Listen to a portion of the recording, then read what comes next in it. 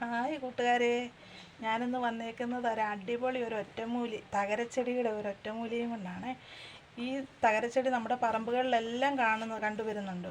ഇതിൻ്റെ ഇലയുണ്ട്, നമുക്ക് എല്ലാവർക്കും വിയർപ്പുണ്ടാകുന്നതല്ലേ.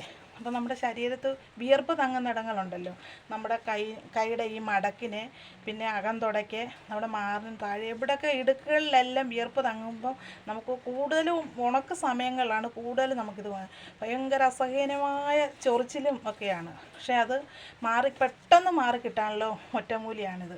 ഇതിൻ്റെ ഇല, ഈ തകരച്ചെടിയുടെ ഇല മിക്സിയിലിട്ടോ കല്ലിലിട്ടോ അരച്ച് ഈ പുഴുക്കടി വരുന്ന ഭാഗങ്ങൾ, പുഴുക്കടിയല്ല കൂട്ടുകാരെ, പുഴുക്കടി പോലെ വരുന്ന ഭാഗങ്ങളിൽ ഇട്ട് കൊടുത്താൽ മതി. 2 ദിവസത്തിനുള്ളിൽ നമുക്കതിന് റിസൾട്ട് കിട്ടും, ഉറപ്പായിട്ടും മാറിക്കിട്ടും.